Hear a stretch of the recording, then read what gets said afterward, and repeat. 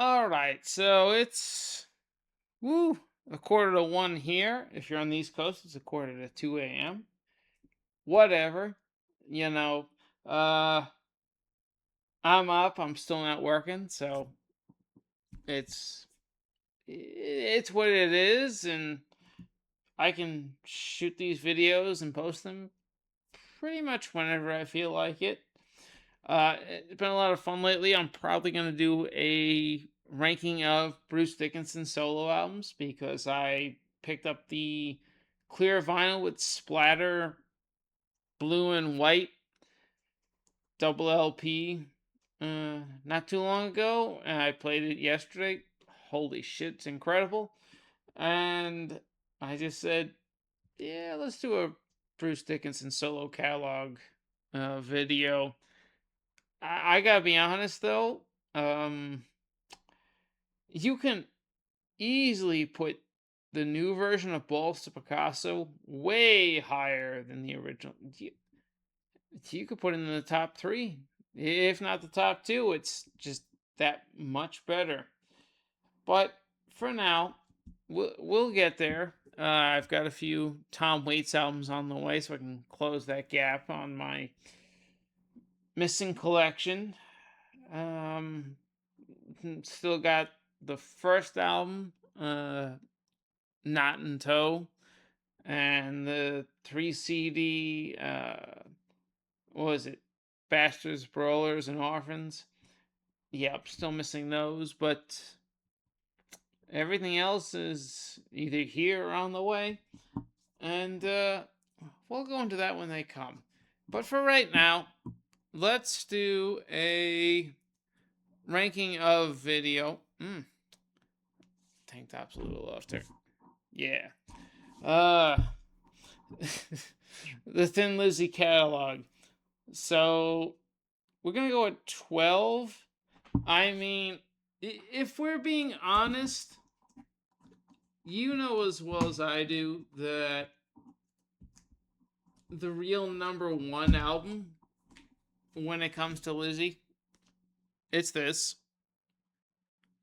I mean, is this even a thought or a question? Live and Dangerous is just the greatest Lizzy release ever. I have the 2 CD expanded deluxe version of that as well, and shame on me for not buying the box set that had all 4 regular shows and then the album on 2 CD remixed. Oops. I don't know what it is, but for some reason, the King Crimson and Grateful Dead catalog just works better on full live show circuit releases. And I didn't even buy the UFO Strangers in the Night box that had the 3 full shows and then the regular 2 CD to go with it. I don't know why. I should have done it. I should have picked up the Live and Dangerous box. I know. But you put on the double LP or the expanded 2 CD and you're covered. You don't have to go crazy. But this is coming from a guy who doesn't have Made in Japan and wants the 5 CD set with all the encores on their separate disc and the 3 main shows in full with the whole. So, I'm. If anything, my Tank's options say Jaws, it's just say hypocrite. But it is what it is. So, at the bottom of the 12th is the first album.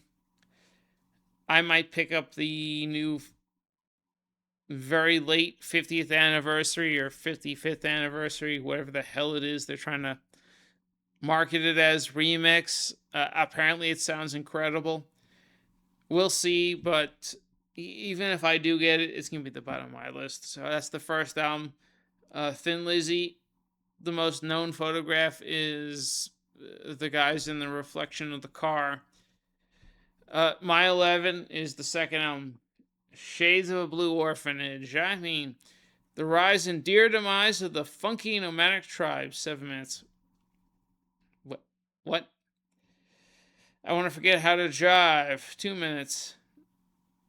Sarah, Phil referencing girlfriends and everything like that. Call the police.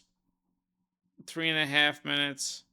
The, at least they added the single whiskey in the jar. Okay, now that's incredible. So at least you get that on Shades of a Blue Orphanage. But this album, oh, and the overdubbed and remix versions from '77 with Suicide and a couple of other new tracks at that point. There's some good tracks here, but for the original trio, Phil Lynott, Brian Downey, and Eric Bell on guitar, it could have been better. Uh, yeah, it's a spotty album. The last time I played it, halfway through, I was falling asleep on my way to go to Vintage Vinyl on Delmar, and it was like, oof. Okay. So, you just have to ask questions sometimes with whatever you're listening to. So my number 11 is a bit of a surprise because it's not really a bad album. It's just, we gotta rank them how we rank them. My number 10 is Renegade. So, the second of two albums with Snowy White on guitar, Scott Gorham, Brian Downey, and of course Phil. A very progressive album. They take a lot of chances here with Angel. Well, Angel Death is just a heavy metal anthem. The title track, Pressure Blow. Yeah, it's good, but Leave This Town. Another good song. Okay. The single and side two opener, Hollywood. Nobody gives a damn when you're down on your luck. Fucking incredible song. But it gets a little out there with, they do the blues swagger of Fats and then a little bit of Latino country Mexicali blues on Mexican Blood. Ah, it's a bit uneven. Here's the expanded CD reissue with Trouble Boys, the B side, Memory Pain, the other B side, which are pretty phenomenal B sides, if we're being honest. But again, so Renegade, not a bad album, but I think they did a little better. Similarly put, next one on my list. Oof, this should be number 9, if I'm not mistaken. We're Living and Dying in Chinatown. That's right. And you have nowhere to go. You have no. There's nowhere to live and no way to be except when you go down to Chinatown. Okay, and there's a killer on the loose again. Oh yeah, this is the debut for Snowy White, the first of 2 albums with him on guitar. The back cover, yeah, that's just so damn good. Fitzpatrick again, doing the artwork as pretty much as usual. This is not the RSD reissue from a couple of years ago to celebrate the anniversary with the embossed cover. This is the original with the red and white inner sleeve. 1980. Yeah. For the crap I give Renegade, I could do without having a good time. They're trying to establish Snowy White. And Phil has this whole breakout moment where he addresses each individual band member. And it's kind of cringe. Genocide, great track. You have to deal with the killing of the buffalo. Oh, Um, don't ask me why he's saying it like that. It is what it is. We will be strong. The new restart track. I. It's a heavier album. It doesn't go as far and as experimental as Renegade, but this is still the heavy blues, hard rock, borderline metal, Thin Lizzy.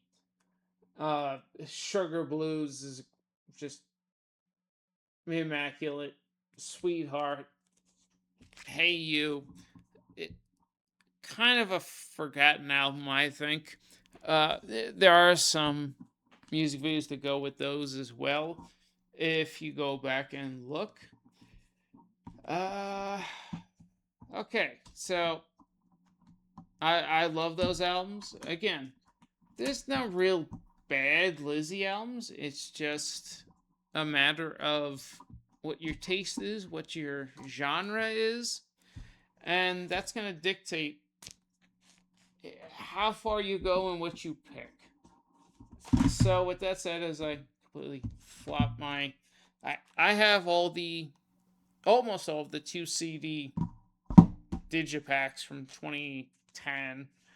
Uh, I don't have the Giant the Fox one, but it goes for a lot of money now. I probably should get the box set. Next album on my list is the first of the transition albums, Nightlife. Yeah, there's the deluxe version with the BBC live sessions of She Knows, It's Only Money, Philomena, Dear Heart, Showdown. This was the first album they recorded in demo form with the legendary guitarist Gary Moore. He was an official member of the band, but he did some demos. Showdown, It's Only Money, Still in Love with You. Uh, he would leave the band and not commit at that point in time.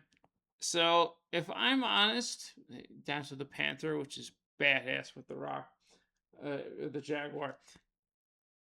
This was my number one for a long time. And as the years went by, the replay kind of just fell off. Again, it's not a bad album. Some people would say Chinatown and Renegade are far better than this. This is the debut of the twin guitar attack of Scott Gorham and Brian Robertson. Before they were all on, freaking alcohol and coke and all that shit. You get the opening track, She Knows, the title track, the long, incredible ballad, Still in Love with You, the rapid fire showdown and Sha La La, which were in the set list for a long time. Sha La La, of course, is on Live and Dangerous. Dear Heart's a nice ballad as well. Philomena, named after the Phil's mother. It's just they go into jazz, they go into blues, they go into the first wave of disco, because disco was not a. Everyone who says disco was a 77 to 79, I think no. That was the second wave of disco. Disco was around in 72. It died out by 74. No one gave a shit about it. But, it is what it is. But this is a band trying to find new footing, trying out club things, being a pop group. I love it. It's not my number one anymore. It used to be, but time has shown me that they were going to get better. And as much as I love Nightlife, it's not my favorite album anymore. Still really strong. Give it a chance, and I think you'll be really surprised. Next up is the final of the original trio with Eric Bell, Vagabonds of the Western World. Mama Nature said, the hero and the madman. The hero climbed the tower to reach his woman, with the radio host doing the thing.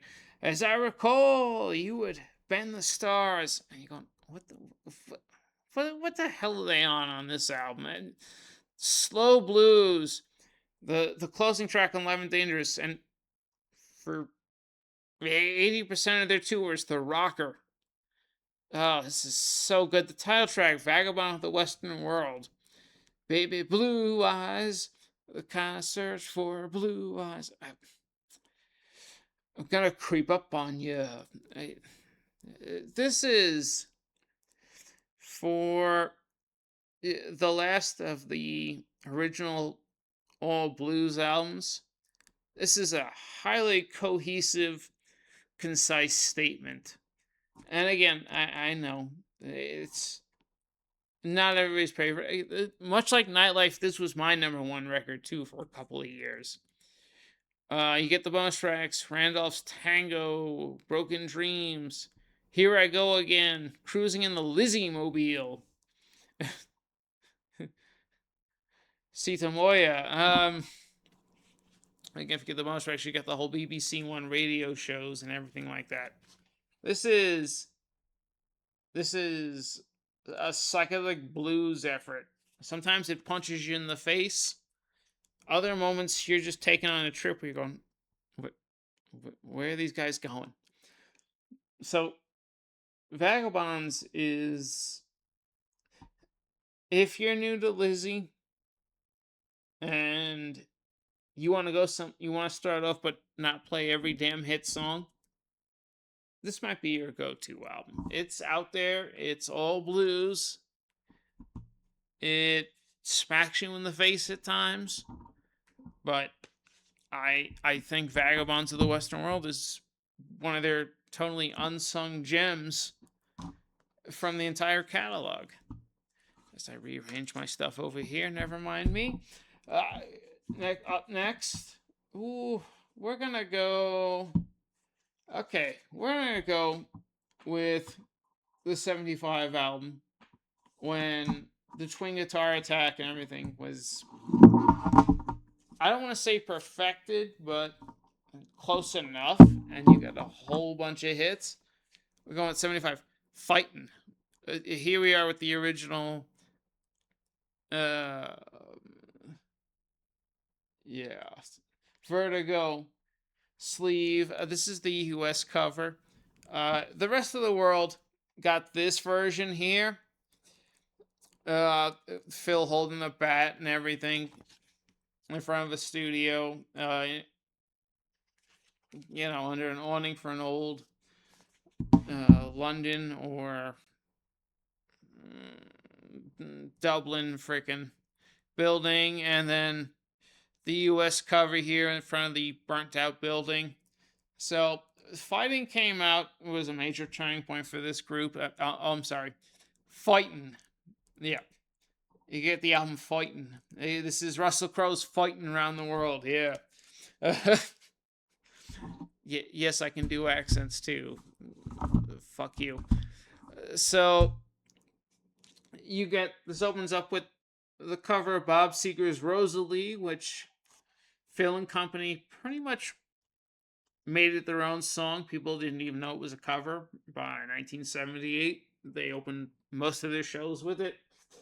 For Those Who Love to Live, there's that early version of Suicide as a bonus live cut for the BBC on Vagabonds, but Suicide showed up full time here, studio wise. And again, this is where Scott and Brian have just implanted themselves that they weren't going anywhere, despite their own individual bullshit.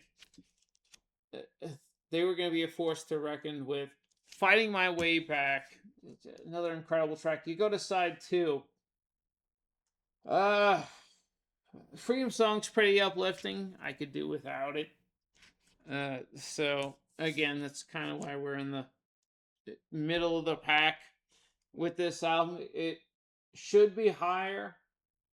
I get that, but Freedom Song and Silver Dollar, I could do without them on side two. But my favorite, oh Jesus, you got the incredible single Wild One. The live version on UK Tour 75 is just almost breathtaking. I I wish I bought that CD set when it came out in '09. It used to be at Best Buy all the time, and I would just let it go because I wasn't listening to Lizzy at that point. Just full stop. So I think it's in the 74 to 75 box set. I have to double check. I might go ahead and put in an order and get that while I can, because the 76 box of Jailbreak and Giant the Fox is long gone. The Live and Dangerous box is long gone. I still don't have Life Live from '83. Shame on me. But the live versions of most of these songs just kick ass. My favorite, of course, is Spirit Slips Away, with the opening of the dun dun dun dun.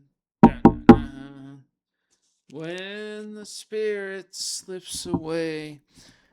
That's one of those tracks you probably just need to hear at this stage before you really understand it. It's one of those deep tracks where you don't know the power of the band until you try it. Okay, uh, gonna keep this going. Next up, well, I said 76, so Johnny the Fox meets Jimmy the Weed. And here's the 96 CD, of course, to go with it. Like I said, I didn't get the 2 CD of this with the BBC stuff and the alternate versions. I kind of wish I had, but it is what it is, you know? So, this came out after the canceled US tour opening for Rainbow, when Phil completely scared the shit out of Richie Blackmore and made him feel like a bitch, because Richie kind of is a bitch when you look at his egomaniacal tendencies and everything like that. But Rainbow was on the Rising tour, and Lizzy had put out Jailbreak and was just taking over the top 40 with The Boys Are Back in Town, the title track. And if I'm not mistaken, Phil got Hep B from uh, a girlfriend's toothbrush. You just the things that derailed this band when they were taking off and should be one of the greatest of all time. You read the history books and the headlines, and you go, "What the hell happened?" So Johnny, the incredible ballad "Borderline," the 2 minute live hit "Don't Believe a Word" is here as well. "Fool's Gold," for my money, is an underrated classic. I wish more people knew the song "Fool's Gold." The other title track, "Johnny the Fox Meets Jimmy the Weed," which is on Live and Dangerous. I love the blues swagger of Boogie Woogie Dance. Of course, we get the absolute face melting scorcher, "Massacre," on this album as well. "Somewhere at a point below zero," uh, with the atmospherics and the reverb echo on Phil's voice. Scott and Brian just attacking the riffs and the solos. This album should be higher, if I'm being honest with you. Um,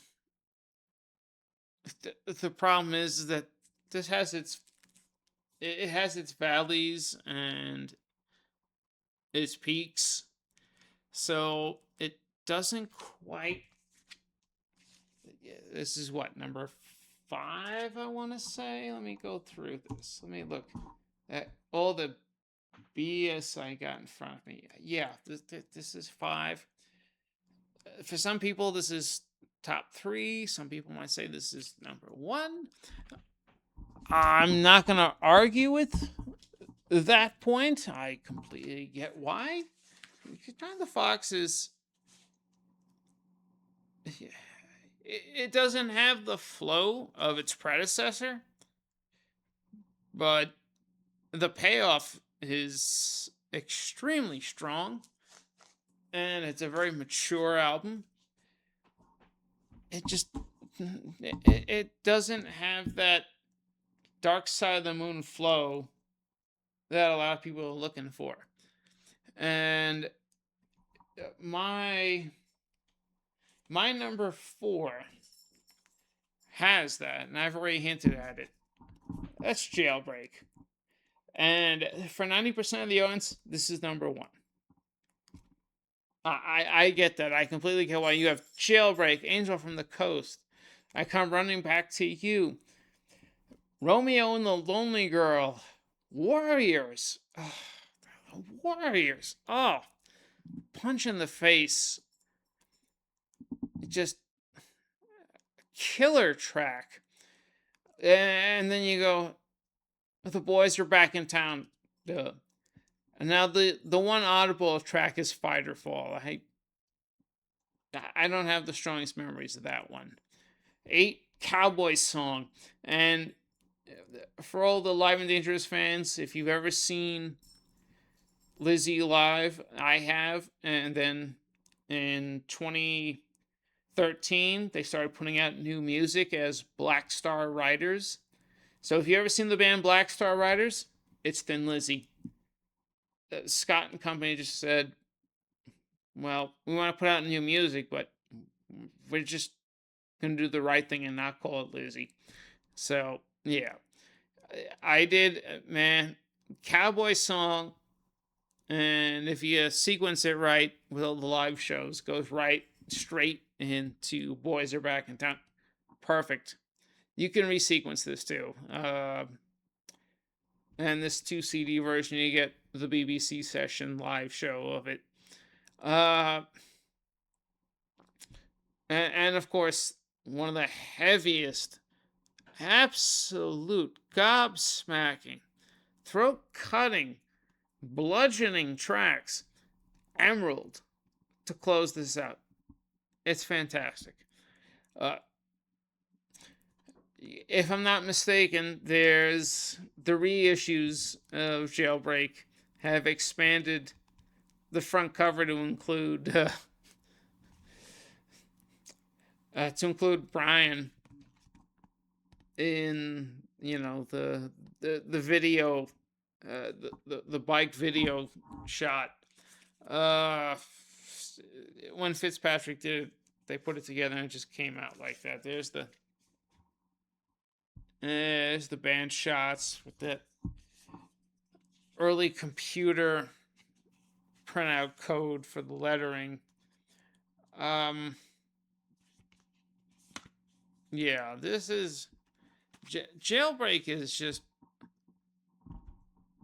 one of those Hallmark albums, and for most people look on the outside looking in, if you're watching this, you're saying, well, that's number one. I don't blame you. One bit. That should be the number one album. But for me, it's number four. Partly because there's one track I don't always connect with, and part of the time I'm just sick of hearing it.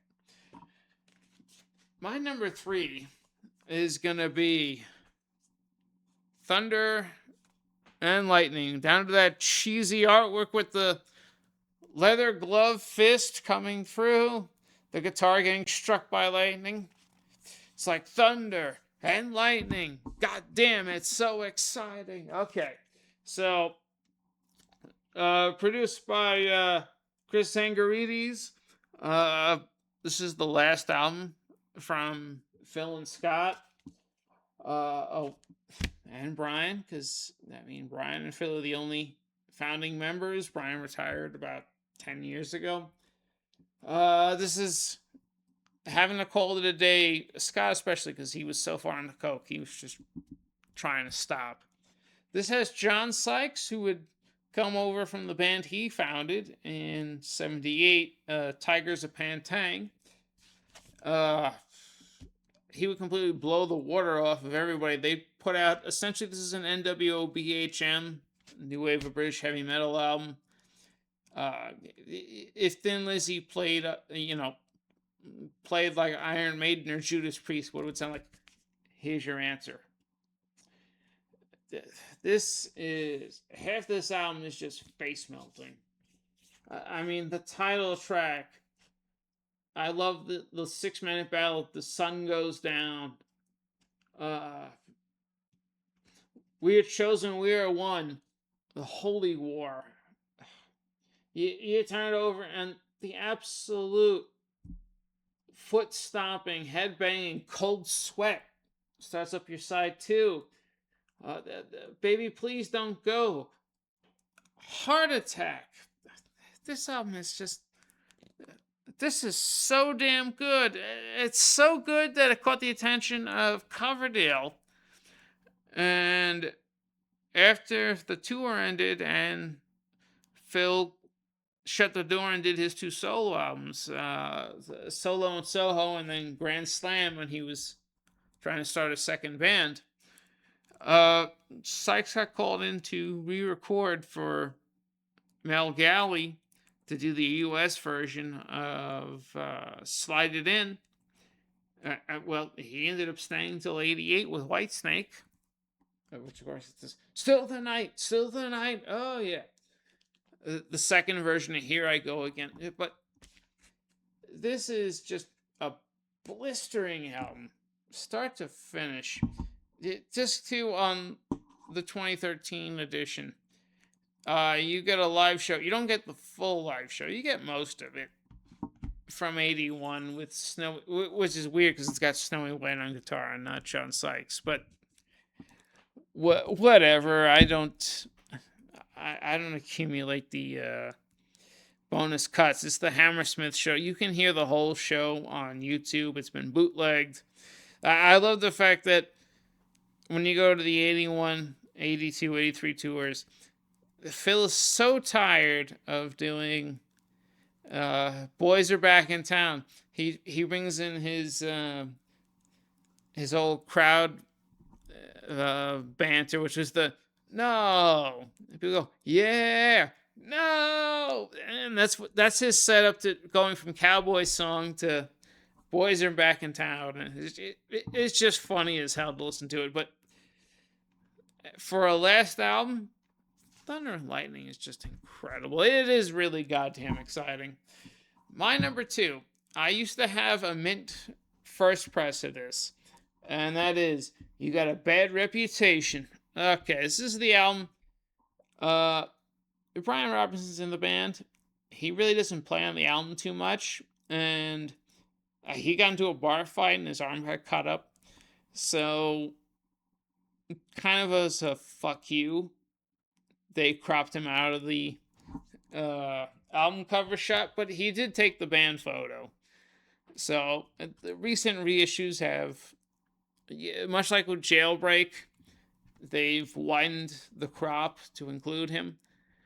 But it is what it is. This is the expanded version, 2011. This was produced by Tony Visconti back in '77. This is, yes, David Bowie's main producer. And you're going to get a full, and you already know you're going to get a full sound. The bass is going to be out there. There might be some horns that stick right up in the mix, but the vocals are going to be clear and fantastic. Yeah, you can tell. Soldier of Fortune, the title track, Opium Trail, the ballad Southbound. One of my all-time favorite tracks is off of this, and this is on the live album too. Dance in the Moonlight. It's Caught Me in its Spotlight. Such a groovy, jazzy number. The heavy Killer Without a Cause. Downtown Sundown. It's pretty damn memorable, but it's something you just accept in the course of the album. Woman's Gonna Break Your Heart. Again, another driving number. Kind of a bit of a ballad, but still fantastic. And Dear Lord, I could do without Dear Lord to close the album, but it's there, and I'm not gonna complain. Bad Reputation is one of the two albums I always reach for. I wish I still had that mint first press. Um, I sent that to a friend of mine living in Jersey after I got it during COVID, and well, I hope she's enjoying it. She can also resell that thing for like I paid 30 at the time. She could probably sell that for about 70 now. Yeah, these Thin Lizzy albums go for a lot of money now. Bad Reputation's just one of those smack in the face albums. Are you gonna like every song? It depends on your taste. Yeah, Jailbreak is probably going to be the standout for most people, or Thunder and Lightning. I get that. I just think Bad Reputation get this heavy metal punch to the face before it's full blown metal. And it doesn't let up. Even when it goes to jazz, even when it goes more blues funk, it's just a great album, start to finish. And my number one, not surprising, is, and here I am with my promo copy of it, double stickered. Roish Dub, Black Rose, a legend, and the 2 CD. So this is the only official time Gary Moore was a full-time member of the band on guitar. And if I'm not mistaken, there's a Top of the Pops or Old Grey Whistle Test. They're doing Toughest Street in Town, and Gary's E string breaks, and he then proceeds to make, for the next 3 minutes, play the other 5 strings in a way that makes it sound like he still has an E string hitting all the chords. This is the real masterpiece. I'm not the biggest fan of My Sarah. With Love's a driving ballad number as well, but My Sarah's not the best. But again, he was writing it. Phil was lying to his then wife and his daughter. This leads off with the driving Brian Downey Army March drum beat. Do anything you want to do. This is the toughest street in town. S&M. He likes to beat up his women. Ouch! Waiting for an alibi. Waiting for an alibi. Phil's ode to his alcohol and drug habit on Scott as well. With Got to Give It Up. That stuff. Get out of here. And the title track. This is Black Rose. Again, another Fitzpatrick artwork. Is the back cover with the same rose, but them in cartoon form. Each band member. Black Rose, a rock legend, Roish Dub, is for 7 minutes. If that's not the best, most concise historical epic to an entire nation, I don't know what is in that case. I mean, Phil being Phil and his love of the American West, cowboys, natives, he goes through a bunch of different centuries of certain queens and warriors, and then about the 2.5 minute mark, he touches on all Irish immigrants with "Oh Shenandoah." It's into "Go Lassie Go," and you sit there and you go, "How the hell did he come up with this?" Gary Moore doing the entire solo. When you hear this, you're gonna think that Scott and Gary are trading off because it splits the solo for the guitars into two different channels. Yeah, no, Scott Gorham is a meat and potatoes guitar player. Nothing wrong with that. He was never the wizard, the inventive, melodic, you know, the doctor of guitar playing that Gary Moore was. So Gary actually plays the entire solo. I think I read in the expanded booklet, Scott says, so Gary just bust out this crazy ass noodling thing, and I stopped and him, Gary, what the fuck was that? I can't play that. What's wrong with you? Fuck you. And Gary more or less said to him, Scott, don't freak out. Besides, I had no intention of you playing this with me. It's just Gary Moore is one of those guitar players, one of those musicians that if he had a vision or he had a goal, he was going to do it. And you can go jump into after he leaves before the U.S. tour starts. Gary was just sick of all the drug use going on in Lizzy at that point. Even Phil had an attitude with him at one moment, and Gary's like, I don't need this shit. I'm not going anywhere. You go ahead, find someone else. And that's how Snowy White comes in. But Black Rose, the song, you're referencing all the other people, Oscar Wilde, Van the Man Morrison, George Bernard Shaw, throwing it back to Vagabonds of the Western World with the looking for someone with, well, we're looking for green eyes, not so much blue eyes, but still the idea is there. It's just you play that whole album and it builds the crescendo. There's the title track, and there's not a sweeter payoff in the entire Thin Lizzy catalog. So I'm gonna cut it there. I can't believe I've rambled for 42 minutes. Jesus Christ, no one's gonna watch this. It is what it is.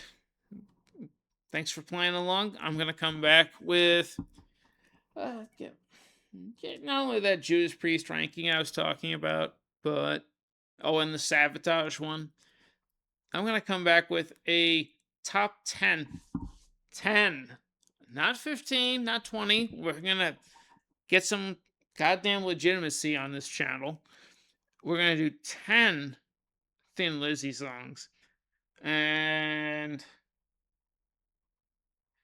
yeah, I'm probably gonna want to go walking in a lightning storm carrying a metal rod by the time I'm done with it. But yeah, we're gonna go through, at least I'm gonna pick my 10 favorite Thin Lizzy tracks, and we're gonna go from there. Yo ho, right? Well, when you're a professional pirate, you don't have to ask anyone what to do. Have a good night, folks. See you next time.